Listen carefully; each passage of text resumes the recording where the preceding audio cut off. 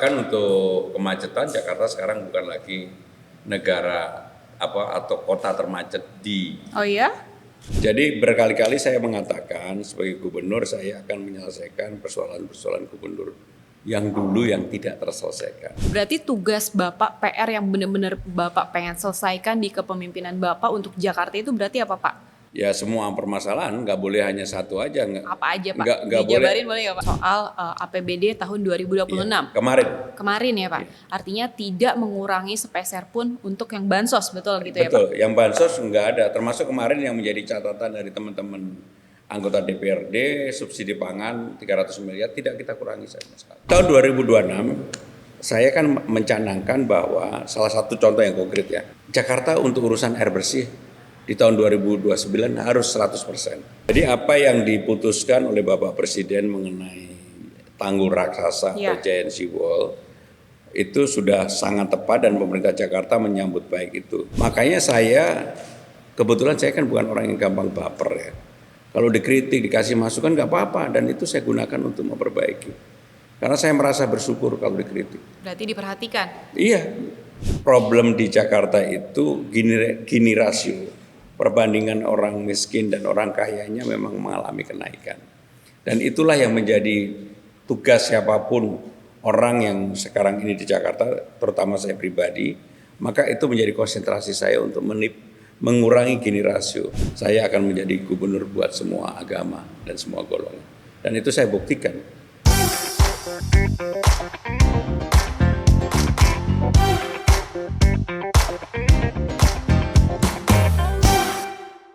Assalamualaikum warahmatullahi wabarakatuh. Jumpa lagi di podcast jurnalistik bersama saya Dila Hantika. Kali ini podcast kita berbeda karena ini adalah podcast yang spesial dengan tema besar Gubernur Se-Jawa Bergerak.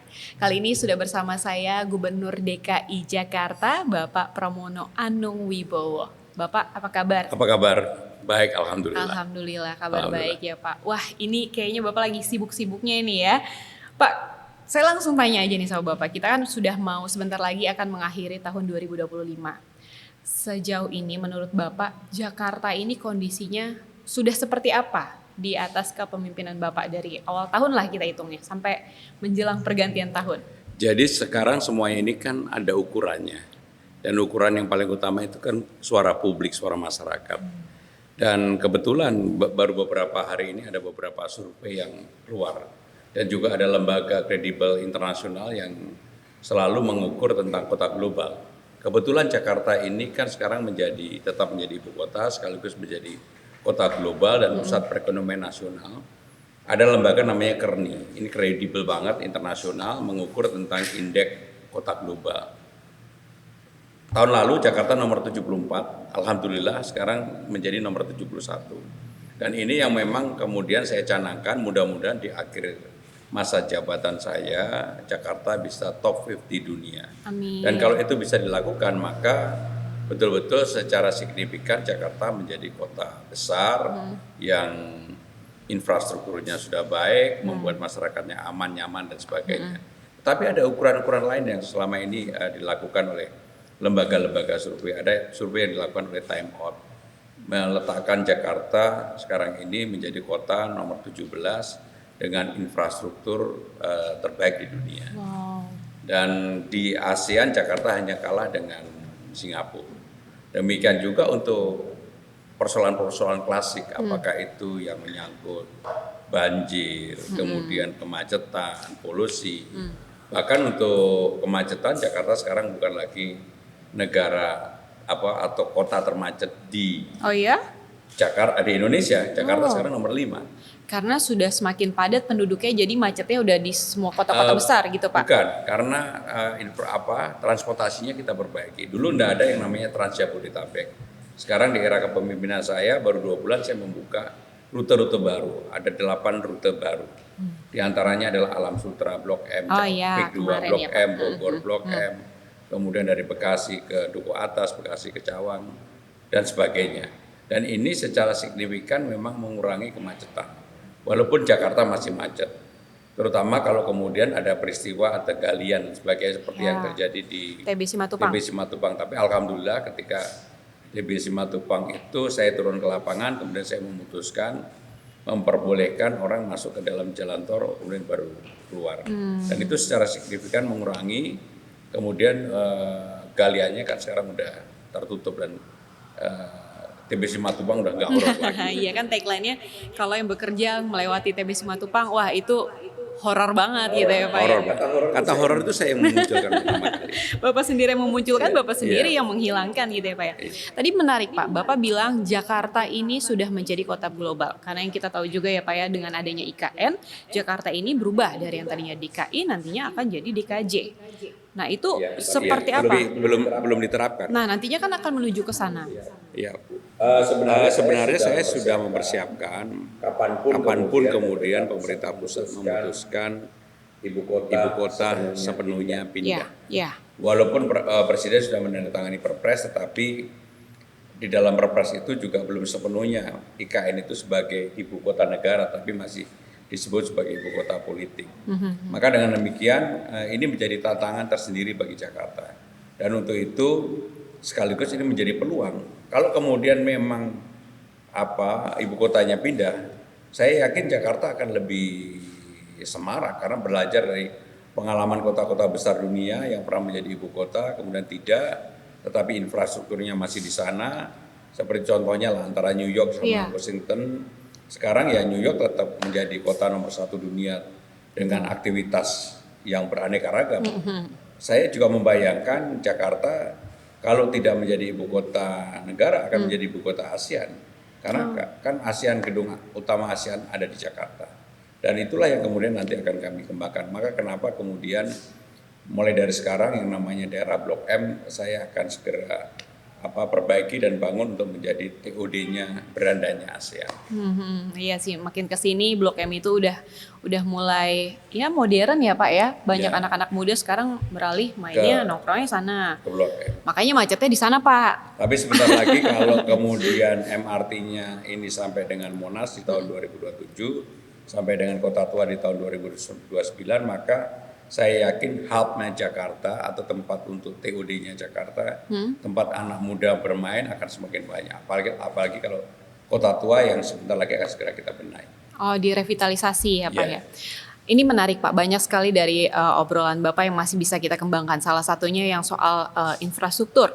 Infrastruktur juga kan berarti nantinya akan mencakup berbagai wilayah, nggak cuma Jakarta aja. Karena kan memang Jakarta ini ditopang di berbagai daerah ya. Tadi Bapak bilang ada Bekasi, ada juga Tangerang, Alam Sutra itu masuknya wilayah Banten. Belum lagi yang rencana MRT. Tadi Bapak bilang MRT mau sampai Monas, tapi ada juga kan rencana yang MRT nyambung ke Banten. Nah itu prosesnya sejauh ini udah sampai mana nih Pak? Jadi ada 2 pendekatan, apakah ini dilakukan antara pemerintah dengan pemerintah atau pemerintah Jakarta dengan swasta. Karena sekarang ini memang ada keinginan kuat. Dan ini saya juga sudah diskusi dan komunikasi juga dengan Gubernur Banten karena ada permintaan baik dari BSD maupun Alam Sutra ingin mengembangkan MRT dari Pondok Labu itu ke mereka. Betul. Tetapi saya juga sudah berbicara dengan Gubernur Banten, alangkah lebih baiknya kalau dari Pondok Labu juga ke Tangerang maupun Tangerang Selatan, di mana daerah padatnya Banten yang berbatasan dengan Jakarta itu akan kita sambungkan dan itu memang dalam rencana saya akan memudahkan orang untuk datang ke Jakarta. Karena problem di Jakarta macet itu ketika ada orang 3,5 juta dari pagi atau datang ke Jakarta sore hari atau malam hari pulang ke kediamannya masing-masing, itulah menjadi macet karena sebagian besar menggunakan transportasi pribadi. Betul. Maka kalau sudah ada fasilitas MRT, kemudian ada LRT-nya, kemudian Transjakarta-nya lebih baik, saya yakin akan berkurang secara signifikan kemacetan yang ada di Jakarta dan daerah penyangganya. Berarti kalau misalnya mengukur dari angka, dari persentase, kalau dari segi transportasi, Jakarta ini transportasinya udah berapa persen Pak? Jadi Jakarta ini sekarang sudah 91,8% orang konektivitasnya tersambungkan. Tapi problemnya adalah yang terus-menerus menggunakan transportasi publik baru sekitar 22-23%. Makanya kenapa kemudian saya setiap hari Rabu mewajibkan seluruh ASN harus memakai transportasi publik, termasuk saya sendiri. Dan secara signifikan sekarang mulai mengalami kenaikan. Makanya kenapa kemudian kalau nanti LRT dari Kelapa Gading, Velodrome, Manggarai sampai Duku Atas tersambung. Kemudian juga dari Velodrome sampai dengan PIK 2 tersambung. Saya yakin ruas kanan dan kiri Jakarta serta transportasi Jabodetabeknya tersambung, dan kemudian di sisi tengahnya MRT barat dan timurnya juga sudah kita sekarang sudah mulai, walaupun masih fase yang pendek. Saya yakin kedepannya Jakarta akan lebih baik, dan hal itu terbukti seperti yang saya sampaikan tadi, Dila, kemacetan di Jakarta sekarang nomor 5 di Indonesia, dan itu menurut saya ya karena infrastrukturnya sekarang jauh lebih baik. Kecuali dalam kondisi tertentu ya Pak, Ya, misalnya seperti kemarin tuh Pak yang ada TBC Matupang. sama ada kalau musim hujan, terus ada pohon tumbang. Ya kalau enggak ada tamu negara jalan ditutup, Ya. seperti itu. Ya inilah problem kota besar, dan sekaligus saya memang ingin menyelesaikan itu secara detail. Oke, berarti tugas Bapak PR yang benar-benar Bapak pengen selesaikan di kepemimpinan Bapak untuk Jakarta itu berarti apa Pak? Ya semua permasalahan, nggak boleh hanya satu aja. Apa aja Pak? Nggak Dijabarin boleh nggak Pak? Ya yang paling klasik kan urusan macet, Kemacetan, banjir, polusi. Tetapi tidak kalah penting adalah bagaimana urusan sumber daya manusia. Makanya walaupun saya dana bagi hasil dari pemerintah pusat ke pemerintah Jakarta dipotong 15 triliun, maka untuk yang berkaitan dengan KJP, Kartu Jakarta Pintar, itu dibagi 707.920 ribu siswa, kurang lebih 1,6 triliun, termasuk beasiswa untuk mahasiswa yang jumlahnya kurang lebih 380 triliun, 380 miliar. Saya bilang tidak boleh dikurangi sesen pun. Sehingga dengan demikian, kenapa kemudian ketika DBA dikurangi, tetapi kualitas pembangunan di Jakarta mudah-mudahan tidak berkurang. Oke ya, itu juga sempat baca hari ini akhirnya ketok palu ya Pak soal APBD tahun 2026. Ya, kemarin ya Pak. Ya. Artinya tidak mengurangi sepeser pun untuk yang bansos, betul gitu ya Pak? Betul, yang bansos enggak ada, termasuk kemarin yang menjadi catatan dari teman-teman anggota DPRD, subsidi pangan 300 miliar tidak kita kurangi sama sekali. Jadi pengalokasiannya yang dikurangin apa tuh Pak? Ya dikurangi untuk membangun gedung, kemudian untuk hal-hal yang sifatnya efisiensi dan sebagainya. Tapi saya juga nggak mau mengurangi untuk TPP itu untuk ASN. Jadi semua yang untuk ASN saya juga nggak kurangi. Yang dikurangi adalah untuk bangun gedung, pembebasan lahan yang begitu-begitu yang kita kurangi. Oke, Pak. Selain itu juga Bapak itu berencana untuk ini ya Pak, kayak membongkar tiang pancang yang di daerah Kuningan gitu ya Pak. Itu gimana Pak? Jadi berkali-kali saya mengatakan sebagai gubernur saya akan menyelesaikan persoalan-persoalan gubernur yang dulu yang tidak terselesaikan. Kebetulan monorail tiang pancang yang ada di Jalan Rasuna Said itu pemancangannya itu tahun 2004. Pada waktu itu Presiden Megawati yang mancang. Dan saya pada waktu itu hadir. Kebetulan saya sebagai sekretaris Presiden Megawati. Ya. Ketika gubernurnya Pak Sutioso. Yang pertama kali meminta itu diselesaikan adalah Pak Sutioso ke saya. Mas, bisa nggak ini diselesaikan? Memang ada persoalan hukum. Maka dalam hal ini persoalan hukumnya saya selesaikan terlebih dahulu. Dan alhamdulillah saya sudah mendapatkan kepastian surat dari Kajati DKI Jakarta, dan saya sudah memberikan ultimatum juga kepada Adikarya untuk segera membongkar.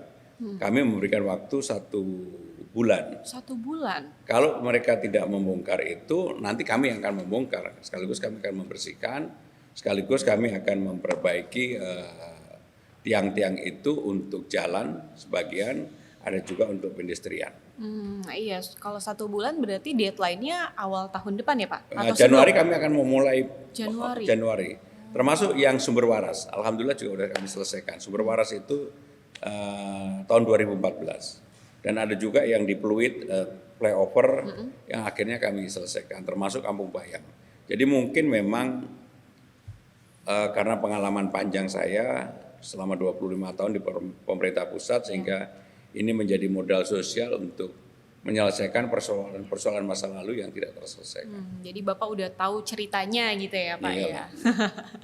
Pak, selain itu juga tadi Bapak kan ngomong selain kemacetan, terus habis itu ada polusi juga. Nah kalau untuk dari polusi sendiri penanganannya evaluasinya udah sejauh apa nih Pak? Jadi sekarang ini kan sudah keluar dari pemerintah pusat Perpres untuk waste to energy. Jadi kita diperbolehkan untuk membuat yang disebut dengan pembangkit listrik tenaga sampah.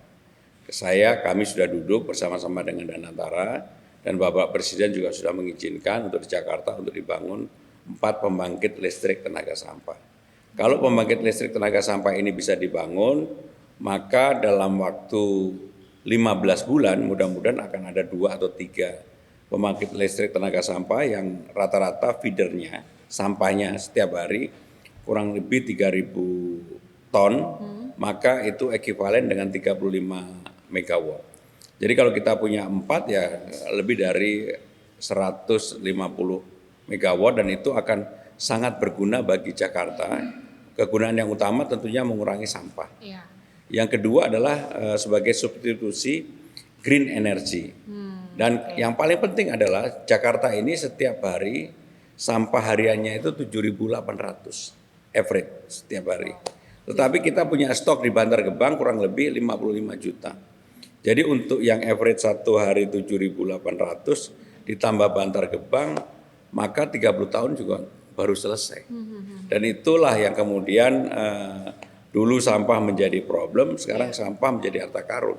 Tapi tadi Bapak bilang 2 titiknya itu di mana Pak pembangunan ini? Jadi yang sudah ada 1 di Sunter, 2 di Bantar Gebang, 1 harus di Jakarta Barat supaya lebih memudahkan untuk distribusi listriknya. Kalau yang kemarin Bapak hentikan sementara itu Pak? Yang dihentikan sementara itu rorotan. Iya, yang Kalau rorotan itu bukan untuk pembangkit tenaga listrik. Tapi itu pengelolaan sampah. Itu pengelolaan sampah untuk dibuat palet, dibekukan kemudian dia dibuat untuk bahan bakar di Indosemen. Oke, sampai saat ini masih penghentian sementara? Sekarang udah mulai commissioning, cuma kemarin karena manajemen commissioningnya tidak berjalan dengan baik sehingga menimbulkan keberatan dari warga, tapi sekarang udah nggak lagi. Soalnya kalau kita bicara soal lingkungan pasti sangat kompleks sekali ya Pak ya, apalagi Jakarta. Ya Jakarta sebagai kota besar, Betul. apalagi secara topografi kita ini sebagian sekarang udah di bawah permukaan air laut. Oh ya. Ya sudah. Nah terkait dengan itu kan artinya ada ancaman soal lingkungan tuh kan nggak cuman udara, nggak cuman sampah. Jadi kan? apa yang diputuskan oleh Bapak Presiden mengenai tanggul raksasa atau giant sea wall itu sudah sangat tepat dan pemerintah Jakarta menyambut baik itu. Maka kami ditugaskan 12 tambah 7, 19 kilo, kami sudah siap untuk segera memulai pembangunan itu. Mulainya per kapan Pak? Tergantung pemerintah pusat. Oh siap. Tapi kami sudah berkomunikasi berkali-kali dengan pemerintah pusat. Tapi kalau terkait dengan lingkungan situ, warga-warga di situ bagaimana Pak? Ya ini kan nanti tanggulnya kan lebih ke Pulau Seribu. Jadi salah satu manfaat utamanya kalau tanggul ini sudah dibangun, maka akan menjadi catchment area untuk air tawar. Jadi air kalau lama ditampung kemudian dilakukan dengan teknologi, maka persoalan air di Jakarta akan menjadi selesai. Karena airnya diambil dari situ. Nah, kemudian tanggul-tanggul itu kan bisa nantinya direklamasi kemudian menjadi tempat untuk hotel, pariwisata dan sebagainya. Oke. Selain itu juga Pak, banyak juga pandangan yang beranggapan bahwa Jakarta itu bergerak memang, tapi bergeraknya untuk ke kalangan menengah dan menengah atas. Artinya dari segi pemukiman juga masih banyak masyarakat yang menengah ke bawah itu ya mungkin tidak punya rumah. Nah, bagaimana untuk pengalokasian atau program Bapak di bagian itu? Jadi program saya konsentrasi paling utama sebenarnya masyarakat di bawah. Seperti yang tadi saya sampaikan, KJP dan KJMU nggak boleh berkurang, itu kan untuk masyarakat bawah. Makanya KJP yang jumlahnya 707.000 lebih tadi, itu yang menerima adalah masyarakat bawah. Termasuk program perumahan pun kami adakan subsidi untuk masyarakat bawah. Jadi problem di Jakarta itu gini rasio, perbandingan orang miskin dan orang kayanya memang mengalami kenaikan. Dan itulah yang menjadi tugas siapapun orang yang sekarang ini di Jakarta, terutama saya pribadi, maka itu menjadi konsentrasi saya untuk mengurangi gini rasio. Karena sejak COVID, orang kaya ya uangnya ditaruh aja, diem aja udah beranak pinak. Yeah. Sementara bagi warga yang tidak mampu, maka dia harus bekerja keras, itu pun nggak cukup gitu. Betul. Nah inilah yang realitas yang terjadi di Jakarta. Berarti ketimpangan antara kelas menengah atas dan menengah bawah ini di Jakarta terlihat Terutama sekali. terutama yang bawah. Oke. Itu yang menjadi PR saya. Selain itu berarti kan nantinya akan ada pembangunan rusun-rusun baru kah atau Kan seperti apa? sekarang sudah berlangsung. Karena kemarin Bapak tuh sempat merubuhkan beberapa tower ya Pak di Ya, di rusun Marunda. Marunda situ. Tapi kan udah mulai kita bangun lagi. Karena memang kondisinya sudah tidak layak untuk dihuni. Makanya Dan itu akhirnya kita renovasi, kita dirikan tower baru. berarti akan didirikan tower baru karena sudah tidak layak gitu ya Tidak sebelumnya. Kalau terkait dengan taman kota yang di dekat daerah sini ada yang Barito yang kemarin baru saja ditertibkan. Itu kan juga pastinya banyak penolakan ya Pak. Walaupun mungkin tujuan Bapak ini adalah untuk memperbaiki, mengevaluasi ke arah yang lebih baik. Cuman kan pasti di balik itu banyak sekali penolakan. Enggak banyak sekali, ada yang menolak. Dan Ya, sekarang pasti ada yang menolak. yang menolak pun sekarang udah mau menempati yang ada di Lenteng Agung. Jadi yang terkenalnya udah bukan Pasar Barito dong, Pasar Iya. Lenteng Agung ini ya Pak. Karena ini kan untuk flora fauna dan mereka keuntungannya adalah lebih strategis tempatnya karena berdekatan dengan stasiun Lenteng Agung dan karena saya tahu ketika mereka pindah kan pasti income-nya juga mengalami penurunan. Ya. Untuk itu selama 6 bulan saya gratiskan termasuk kebutuhan listrik dan air. Jadi sekarang ini mudah-mudahan segera kami akan namakan taman itu Taman Bendera Pusaka. Jadi 3 taman kami gabungkan, kita buatkan jogging track, nanti begitu dibuka pasti orang akan kaget lah. Dan itu akan menjadi tempat baru bagi warga Jakarta terutama di pusat dan selatan. Terkait taman Bapak juga akhirnya di kebijakan Bapak nih. Taman akhirnya dibuka 24 jam. Alasannya kenapa sih Pak? Kenapa sampai harus dibuka 24 jam? Ya. Bukannya itu kalau malam itu rawan hal-hal Dulu asusila ya Pak? Dulu awalnya orang beranggapan itu. Sekarang enggak, sekarang ramai terus. Bahkan di lapangan Banteng ini banyak komunitas-komunitas yang mereka kemudian hidup. Bahkan sekarang ada komunitas jalan malam mulai dari jam 12 malam sampai dengan jam 4 pagi sampai subuhan. Dan itulah yang menunjukkan bahwa Jakarta memang memerlukan seperti itu. Semua sekarang malah mengapresiasi taman-taman yang dibuka 24 jam. Saya sekarang juga punya program untuk taman-taman kecil. Tapi tidak dibuka 24 jam. Taman kecil itu biasanya di perumahan, Pasos-Pasum. Sekarang kita perbaiki, kurang lebih ada 300 taman. Mudah-mudahan ini membuat ruang terbuka hijau Jakarta semakin luas. Tapi Pak kalau misalnya malam jam 12, jam 1 malam kan orang banyak sekali yang berbuat hal-hal yang nakal lah gitu Pak. Ya kita kan pasang CCTV, ada Satpol PP. Kenyataannya sampai hari ini udah 4-5 bulan nggak ada apa-apa. Aman gitu ya Pak Iya. ya. Baik. Kalau misalnya kita ngomongin soal PR Bapak nih. Kan Bapak tadi Bapak juga bilang untungnya menjadi bekal saya di bagian sosial. Bapak pernah di pusat jadi tahu daerah-daerah Jakarta gitu ya Pak. PR terbesar yang benar-benar mau Bapak tuntaskan di pemerintahan Bapak. Saya sederhana aja. Saya ingin membuat masyarakat Jakarta itu lebih nyaman, lebih bahagia. Nyamannya dari sisi? Ya dari sisi semuanya. Makanya kenapa kemudian yang dikerjakan hal-hal kecil tapi detail kan gitu ya. Dan kalau kamu lihat, saya kan hampir setiap hari keliling. Memang awal-awal problem utama di Jakarta seperti yang berulang kali saya sampaikan adalah perbedaan kaya miskin itu terlalu Terlihat menonjol. sekali. Maka kenapa kemudian sekarang ini sungai-sungai yang dulu nggak pernah dikeruk, mulai kita keruk kembali, walaupun banjir masih ada, tetapi tidak berlangsung lama, dan itulah yang sebenarnya membuat kemudian kenapa masyarakat Jakarta secara terbuka mereka memberikan saran masukan kepada saya dari berbagai hal, mulai dari hal yang sangat basic sampai hal-hal yang kecil, termasuk ketika saya memutuskan untuk membuka pelikan cross yang ada di Cikini, itu masukan dari publik sebenarnya. Ini kan sudah 20 tahun lebih. Orang kalau mau ke Cikini harus lompat pagar baru bisa. Nah sekarang yang lagi saya selesaikan di Palmerah. Termasuk kemudian yang segera kita bangun mudah-mudahan tahun 2026 ini dimulai nanti di Bundaran HI antara Grand Hyatt, Pullman, Mandarin sama Kempinski di bawahnya kita hubungkan lewat bawah. Kemudian masuk ke MRT. Jadi ini merupakan awal kita untuk membangun TOD yang mudah-mudahan kalau ini berhasil yang tempat lain akan mengikuti, termasuk di Duku Atas nanti kami hubungkan di atas, itu pun dibangun tahun 2026 ini. Sehingga dengan demikian Blok M, Duku Atas, HI, nanti Monas, kemudian Kota Tua itu akan menjadi hub-hub baru bagi Jakarta.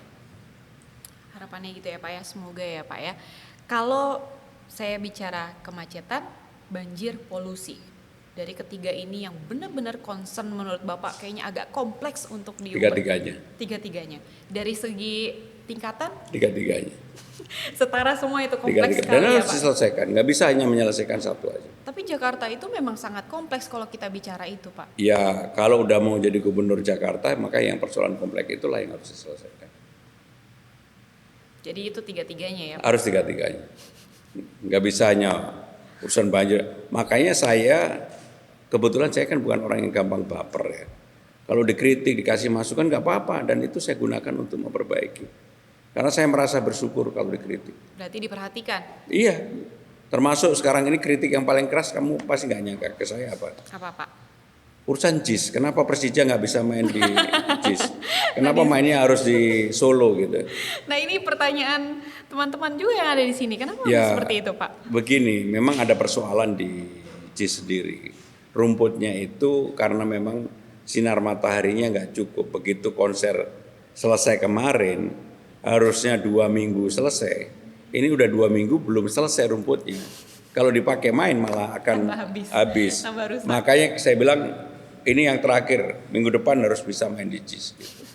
Tapi kamu kalau lihat di sosmed saya ngepost yang ditanya Persija aja, nggak apa-apa. Komennya apa gitu ya Pak? Iya. Karena saya memang mendorong Persija untuk juara umum. Siap. Jackmania senang mendengar ini Ya, ya Pak. pastilah. Jackmania. Pak, kalau misalnya kita bicara juga soal pendidikan. Kemarin juga saya sempat lihat di sosial media Bapak langsung mengunjungi SMA 72 kemarin. Kalau dari pandangan Bapak soal bullying ini gimana Pak? Jadi kebetulan tadi pagi saya juga mengundang anak-anak 72 di Kemayoran. Kita ada acara dengan Satpol PP. Mereka rata-rata sebenarnya menolak dikatakan bahwa ada bullying. Yang kenyataannya kebetulan saya melihat video secara lengkap, secara keseluruhan. Termasuk ketika kejadian saya melihat langsung para korban dan juga yang dituduh sebagai pelaku. Maka saya melihat persoalan utama sebenarnya akarnya di keluarga. Ketika orang tuanya yang satu di Taiwan, yang satu di sini, dia merasa sendiri, dia kemudian belajar di medsosnya. Kalau dilihat nama-nama yang dia tulis, yang dia sebut, termasuk cara dia berpakaian, kan dia meniru betul di sosmed yang ada di YouTube ketika apa yang dia pelajari. Termasuk dari 7 yang kemudian enggak semuanya meledak, itu terlihat betul memang apa yang bersangkutan ingin melakukan. Dan ini menurut saya enggak ada hubungannya dengan intoleransi, diskriminasi, karena dilakukan di masjid yang melakukan orang Islam, yang semuanya di situ juga Islam. Sehingga dengan demikian ini menjadi pembelajaran bagi pemerintah Jakarta. Makanya saya meminta kepada Kepala Dinas Pendidikan mulai ada untuk di sekolah masing-masing memberikan pelajaran tentang pendidikan yang seperti itu nggak boleh gitu. Kan ini terjadi di negara-negara besar. Di Amerika ada juga anak-anak yang kemudian melakukan pemboman atau menembak tanpa alasan apapun. Dan mudah-mudahan ini menjadi pembelajaran berharga bagi kita. Saya sudah berkomunikasi juga dengan kepala sekolah dan mudah-mudahan segera ada penanganan untuk itu. Oke. Selain itu juga saya juga lihat lagi-lagi di sosial media Bapak ya. Sekarang kan apa-apa semuanya serba digital ya Pak ya. Bapak juga membuka job fair gitu ya. Tapi untuk disabilitas, landasannya apa Pak Bapak membuka itu? Ya, landasan yang paling utama bagi saya Jakarta ini harus menjadi ruang dan rumah bagi semuanya, termasuk disabilitas. Maka ketika kemarin kami membuka job fair khusus disabilitas, kurang lebih 150 orang tertampung untuk bekerja. Salah satunya adalah Sidan. Dan kebetulan Sidan itu ketika saya mau mengunjungi stand, tiba-tiba dia di depan saya, udah sambil membawa berkasnya. Dan ketika saya wawancara dan sebagainya, dia pengen menjadi desain grafis di tempat dia kerja.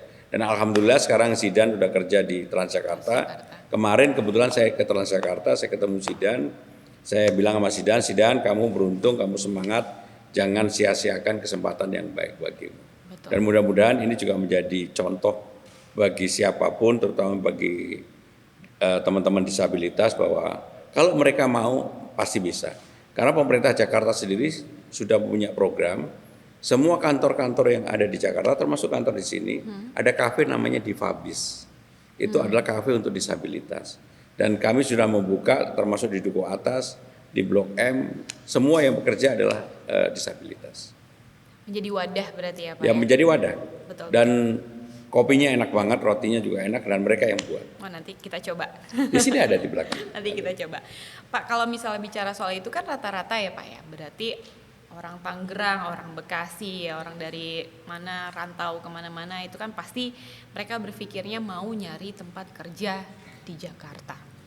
Kalau pandangan Bapak seperti apa? Atau Bapak mungkin punya pesan untuk Ya, pengalaman saya ketika kami membuka untuk pasukan Orange kemarin, termasuk untuk Damkar, hampir 60% itu yang mendaftar sebenarnya dari luar daerah. Terutama waktu untuk pasukan Orange. Jadi mayoritas dari daerah. Dulu saya awalnya berpikir ketika Jakarta sudah tidak menjadi ibu kota, itu menurun. Ternyata enggak. Sekarang ini malah mengalami kenaikan kembali karena memang hampir semua aktivitas di Jakarta kan saya dorong. Termasuk aktivitas olahraga, bahkan saya mencanangkan Jakarta menjadi sport tourism, yang dulu yang namanya Jakarta Running Festival atau Jakarta International Marathon itu tidak ditutup, sekarang kan full saya tutup, dan itu kan dampaknya bagus sekali. Semua orang enjoy, dan bahkan orang membandingkan bahwa Jakarta nggak kalah dengan Berlin, nggak kalah dengan New York, Chicago, Tokyo untuk penyelenggaraan maratonnya. Dan kemarin yang ikut 48 negara. Jadi ini menunjukkan bahwa aktivitas dunia usaha di Jakarta juga berjalan dengan baik. Termasuk investasi di Jakarta sekarang cukup tinggi. Challenging-nya Pak, selama Bapak menjadi gubernur Jakarta itu challenging yang benar-benar Bapak rasain itu apa Pak? Ya, karena saya ini kan teman semua orang. Saya bisa bekerja dengan semua orang. Bahkan ketika saya pertama kali di Balai Kota, saya bilang, saya tidak akan bawa ASN satupun. Karena saya tahu bahwa kalian semua adalah orang yang sangat bisa bekerja dengan saya. Bahkan saya tidak melihat kalian dukung saya atau enggak. Bagi saya enggak penting. Dan itu saya buktikan, bahkan ada yang secara terbuka. ASN kan nggak boleh, tapi ASN ini secara terbuka nggak mendukung saya. Saya angkat tetap posisi yang bagus dan sekarang bekerja baik dengan saya. Jadi itulah yang kemudian menurut saya pembelajaran juga bagi diri saya bahwa kita itu bisa bekerja dengan siapa aja. Betul.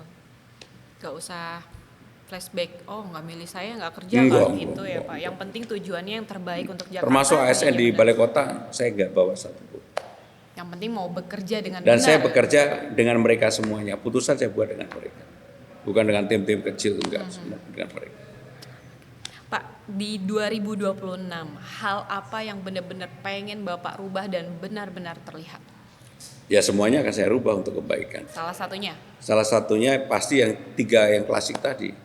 Transportasi, kemacetan, kemudian polusi dan banjir. Konkretnya seperti apa nantinya? Yang Bapak di tahun 2026 saya kan mencanangkan bahwa salah satu contoh yang konkret ya.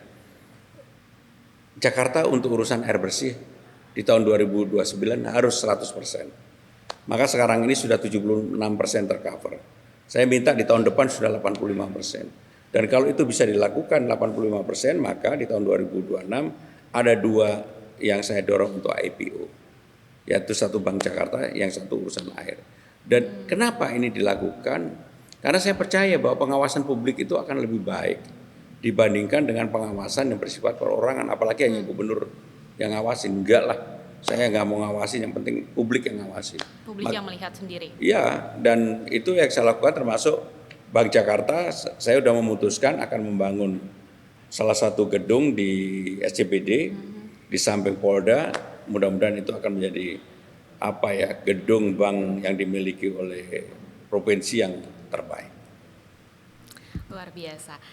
Harapan Bapak untuk di tahun 2026 untuk Jakartanya sendiri.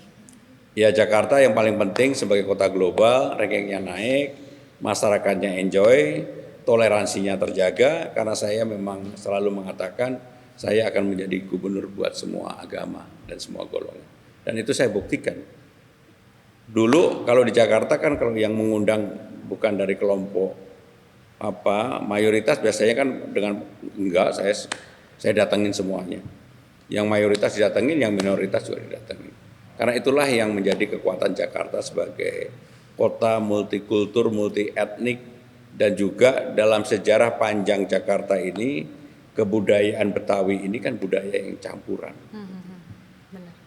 Semuanya masuk jadi satu di sini ya Pak. Ya, mudah-mudahan.